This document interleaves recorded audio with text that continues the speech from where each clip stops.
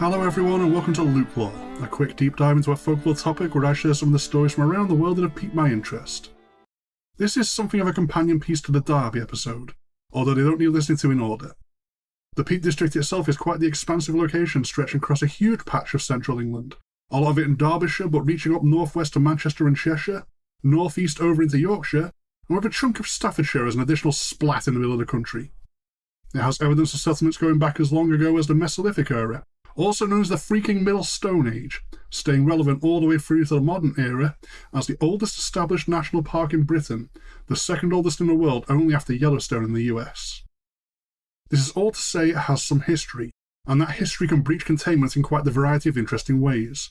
What follows now is a celebration of the region, making use of Folktales of the Peak District by Mark P. Henderson and Peak District Folktales by Joe Winstanley as primary sources alongside my usual online ones, not to mention my merry blundering about the places I've found the chance.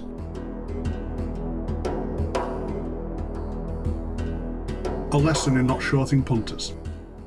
Okay, this is the first story from Folktales of the Peak District. I was immediately delighted, and the intrusive thoughts commanded me that I must do the voices of the characters presented within. So this is a direct performance of the folktale Henderson found as he presented it. The Tale of the Butcher and the Devil, a story from an area known as the Gateway to the Peak.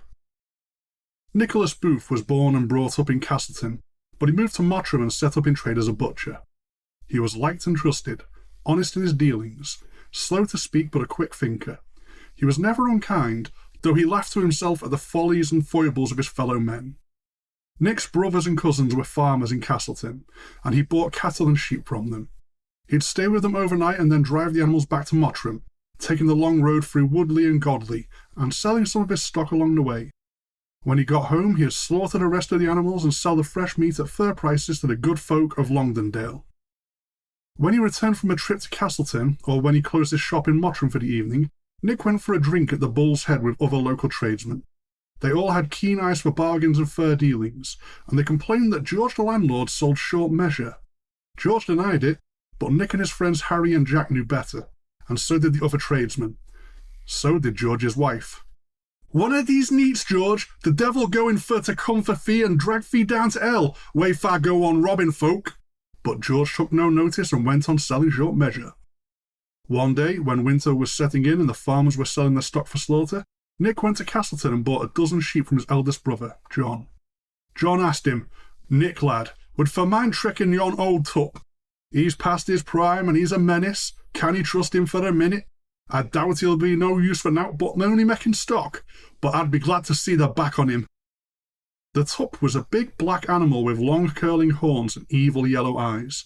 Nick studied the creature and thought, and then he agreed. After a good meal and a night's sleep at John's house, he set off home with 13 sheep, the dozen he had bought, and the old black ram with the long curling horns and the evil yellow eyes.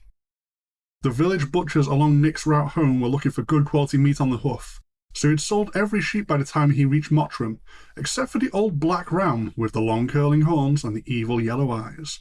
None of the village butchers had wanted it. In any case, Nick hadn't wanted to sell it.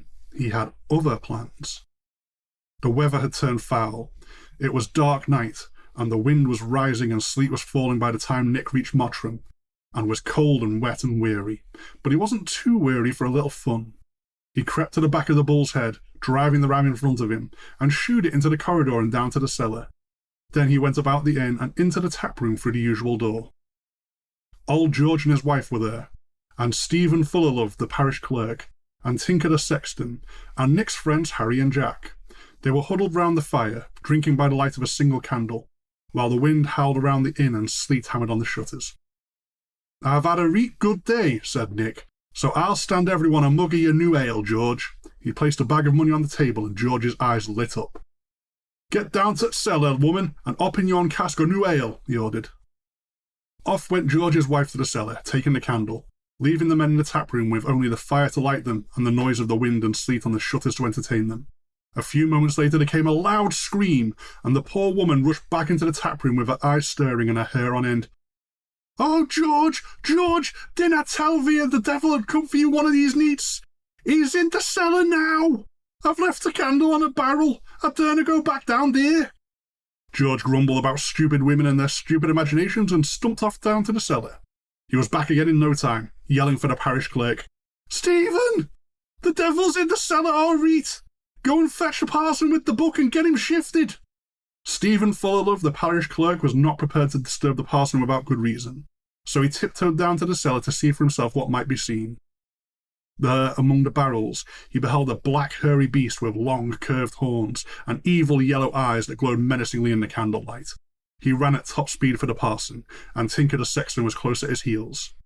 In the tap room, George's wife was shrieking at her husband, "How many times have I told thee about them short measure pots, and what'll happen if I keeps on using them?" George was quaking in his boots. Nick sat quietly against the wall beside the fire. He winked at Harry and Jack. They grinned. The parish clerk and the sexton came back, pushing the parson in front of them, and everyone crept down to the cellar. There they saw the hairy black beast with the long curved horns and the evil glowing yellow eyes, trapped between two barrels, glaring balefully at the man of the cloth. The parson trembled, but he managed to open his Bible and started to read passages suitable for banishing evil presences from the cellars of public houses. Now, whether it was the words of the Holy Book or the unexpected company of so many people, no one knows, but something made the old ram take fright. He wriggled from between the barrels and charged down the passage, bleating at the top of his voice, and knocked the parson down with his horns. The parson fell against George the landlord, who fell against Tinker the sexton, who fell against Stephen the parish clerk, who fell against the landlady, and the entire passage became a sea of waving arms and legs and a din of screaming and swearing and prayers for salvation, and the noise of bleating ram, and the howling wind and driving sleet. With one final unearthly bleat, the ram cleared the writhing bundle of prone bodies and fled into the winter night. Nick followed him and caught him in a nearby lane and took him home, laughing mightily. His brother John was right. The old ram proved to be no good for anything but stock. The meat was much too tough, but although Nick never told the whole truth about that night, the story quickly spread, and old George never again dared give short measure to a customer. What a great little fable. I would apologise to everyone for the accents I just butchered, but I regret nothing. I do feel sorry for that old ram, though, whose only reward for his good work was to be turned into Black Phillip's soup. But it's still an excellent story. The old bull's head of the story is sadly long gone now, which is a shame as I was left with a craving to see it. I may yet still make my way over to Mottram for a nosy about the place, though.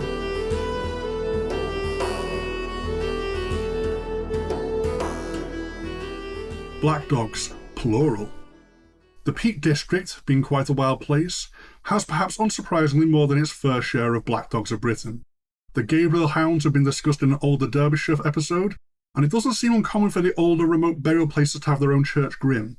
However, the wider Peak District also seems to have at least two individual black dogs of note. The less worrying one is the black dog of Barber Booth. It isn't one that appears to have been seen all too well in eyewitness accounts, something that appears to be down to its particular nature. It can only ever be glimpsed out of the corner of someone's eye, and it seems to only appear to lone travellers. It's never had a second witness to catch a better look of it. A great black dog sometimes reported as having glowing red embers for eyes, sometimes instead as having great reflective silvery pools. This fey hound is thought to be a guardian of thresholds. Neither good nor evil, something common in the otherworldly nature of these strange folkloric canines. They will be a portent of change, a birth, a death, a disaster. Sometimes they're also a sign a panicking, unobservant traveller trying to catch a good look at a supernatural hound is about to get hit by a car. So stay calm, keep moving, take heed of coming change, and stop bloody wandering about on your own at night. Just in general, but definitely specifically here at this small hamlet not too far from Edale Moor. The black dog of Barber Booth is most often seen on misty October nights. Actually getting a good look at them is supernaturally impossible, with maybe an inexplicable shadow being the best view anyone will get. It's the sense of being watched, and reports of an unnatural pressure in its presence that'll be the main sign you have crossed its path. It's apparently really good at stalking alongside someone just the other side of a hedgerow out of sight. What you're supposed to do once you realise you've been visited by the black dog of Barber Booth is to stop, give an exaggerated nod of acknowledgement at the message you've just been given, then quickly walk away about your business.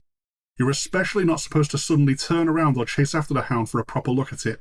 But if that's your first instinct in a situation like this, you'll probably be beyond the help of my advice. Should you indulge in an impulse that's silly and survive, I expect you'll start paying better attention. And yes, this was the less worrying of the two. What lurks at Bunting Nook is the one to watch out for. This isolated road near Norton, Chesterfield, has one spectacularly angry black dog of Britain.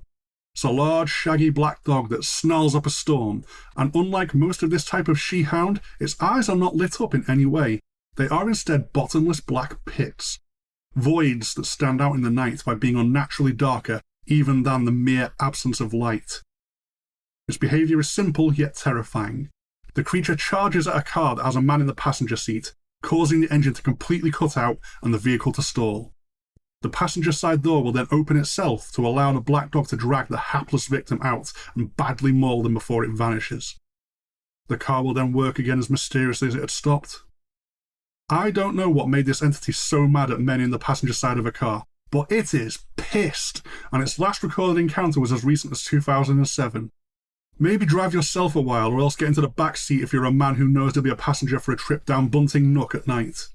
This is an impressive grudge that a black dog picked up somehow. Given the duality of nature of these fairy creatures, it likely at least once caught someone who was guilty enough to deserve the savaging. The flip side being the fickle nature of such an entity may mean whoever made it this angry at the first place now has innocent people being caught in an ongoing rampage. Best to just be safe and take either the appropriate precautions or else a detour. Before our next section, quick ad break. A traditional sermon. The many individual regions of the British Isles can be wildly diverse, not even as simply as the divides of the countries that make up the Isles, or even going county by county within a constituent country. We're talking one village to the next can be very different. Unusual traditions abound, even highly specific and unique ones. Certainly the unorthodox can surprise the unwary, and in some situations an open mind is needed for your own good.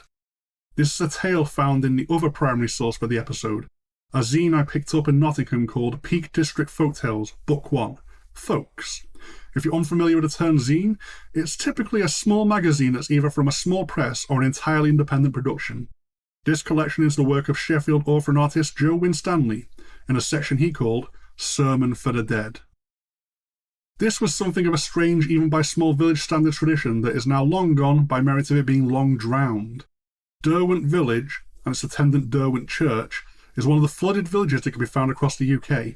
It's now at the bottom of the Ladybower Reservoir, one of two villages that were lost to serve the wider area with water. The other lost village, Ashopton, was levelled before the works were completed, but Derwent can apparently still be seen if the water levels fall low enough. The area is now a tourist destination that, joined with the other two reservoirs it was added to complete, makes for the largest body of water in the Peak District National Park. The former parish of Derwent Woodlands had a strange tradition with its church. No one would go into the West Gallery. No matter how full the rest of the church would become, that area was always left well alone. That is not to say that the West Gallery was never filled, only that the living left it for someone or something else to use. Before the abandonment, and the waters claimed that land, a new pastor by the name of Robert Walden came to Derwent. He renovated the decrepit church, and while he was known to be well liked by the locals, considered by them to be a good man, he soon came into conflict with them over the West Gallery. What for a while was just a strange quirk of his congregation became a full-on conflict with the pastor. As winter was becoming Christmas, a former churchwarden took Walden aside and explained to him a special sermon he would need to give. Come the first Sunday after Christmas, there needed to be a sermon told to give comfort to the dead of the year ahead. This was, in fact, why the West Gallery must always be left free. Those seats are reserved for the dead. More than just the recently passed or else lost souls, if you looked into the West Gallery, you could see the faces of those who would be dead before the next Christmas should come around. The souls of those doomed to die soon could stand aside from their living body to take their part in the strange service. The special sermon is to comfort the already dead and those whose death was now coming. The local tradition became a point of contention as this, to Walden, was witchcraft and an affront to his work in selecting the sermons he should give.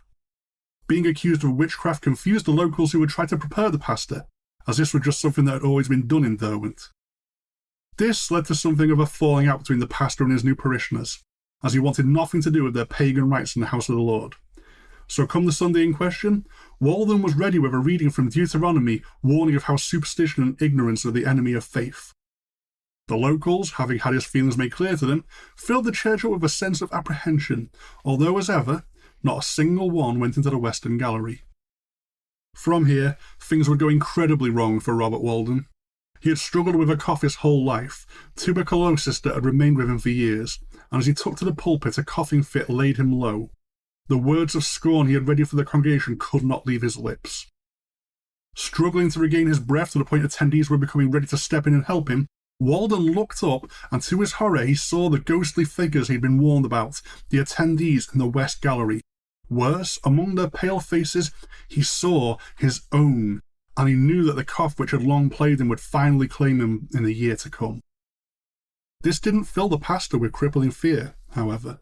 It filled him with resolve, and the cough left him so that he may stand tall and speak loud. He changed the sermon, away from his scornful reproach and instead into a reading from the book of Job that preached hope and comfort for the year of trials ahead. This pleased all attendees, the living and the other. As Walden was warned, however, this would be his final year. The cough did indeed claim him before the next Sunday after Christmas sermon. The tradition presumably continued until the end of the village, although the church yet stands to some extent beneath the water, and with it the West Gallery that someone other than the living would fill. Maybe the service yet continues each year, just where no one from above the waters can join in. Joe Winstanley presented this in a style similar to a dramatised short story, and I definitely recommend tracking down a copy of his design for yourself. His website is www.studiosky.co.uk and his Instagram is @studio.sky, sky being SKAI. He's presented the stories he's found as wonderful little shorts with accompanying art he has created to go alongside them.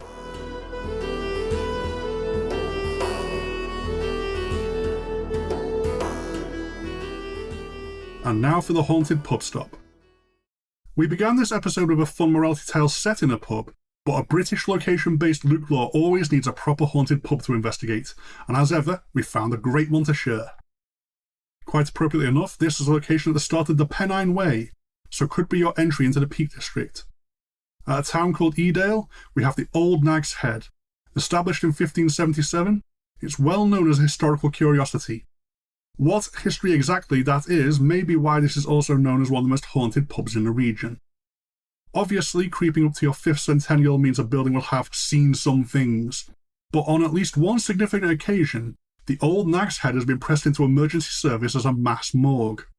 That bodies get stored on their way to somewhere else has been a strangely common event for the pub. It was well placed enough that anyone who had died in the nearby quarry would be stopping on their way to a more dedicated resting place. It was an old public house, it had many jobs, and the area had the tradition of coffins being carried out by hand over the hills until relatively recently.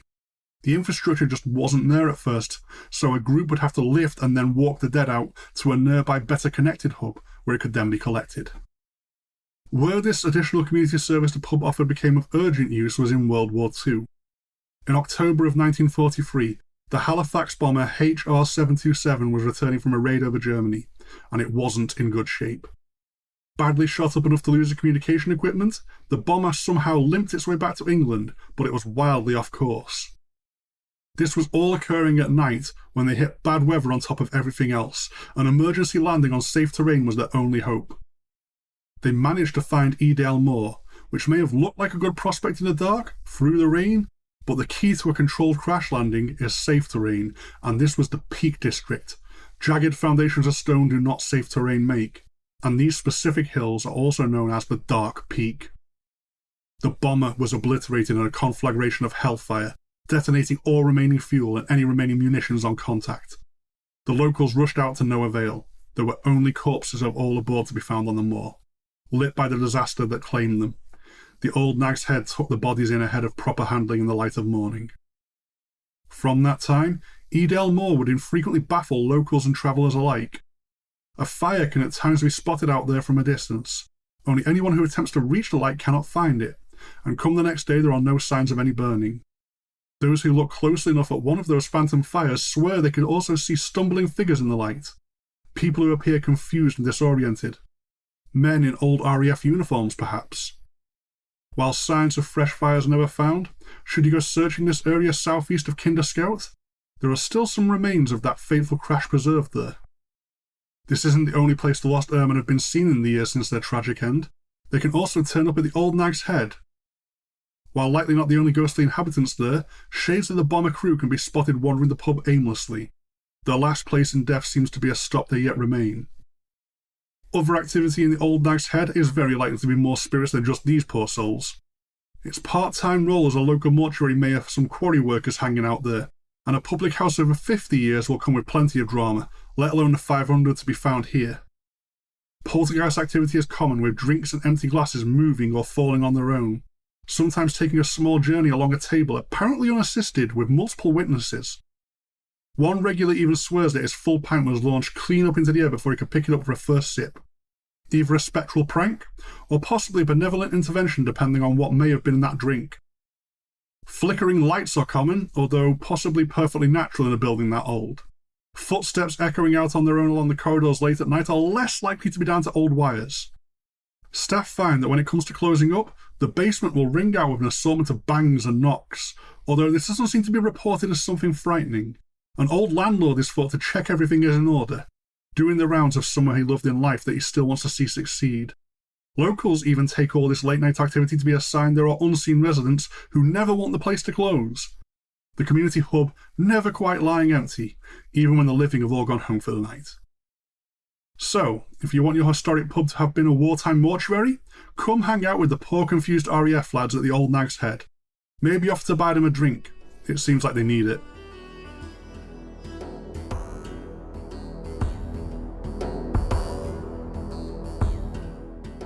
Finally, at long last, I have completed the planned and much delayed Peak District episode. We are far from done with the stories available in the area, but this will do for the time being. We are now heading into the holidays, with strange seasonal traditions to uncover, and should all go as planned, a ghost story for Christmas Eve. I also have something big I'm attempting for the new year. I don't want to promise until I'm sure I can get it done, so this news will have to stay vague. Although should that mystery topic slide, there are always more folklore tales to share, and I'll get to it eventually. Something of a return to the beginnings of LukeLore, with a whole lot more to say about a topic I find fascinating. Feel free to confront me online over those vague illusions, see if you can guess what I'm up to. LukeLore is a Ghost Story Guys production. If you do want to contact me, there's a show's dedicated email, lukeloregsg@gmail.com, and the general show email, ghoststoryguys@gmail.com.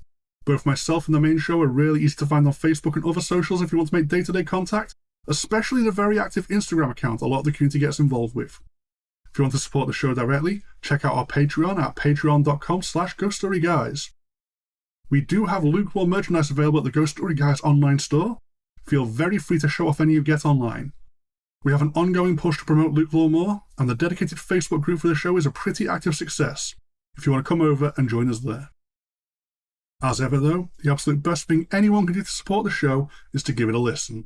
Share this around if you think you may know someone who could be interested, leave a review if you get the chance to help signal boost me, and most of all, I simply hope you enjoy what I'm doing here. Goodbye for now.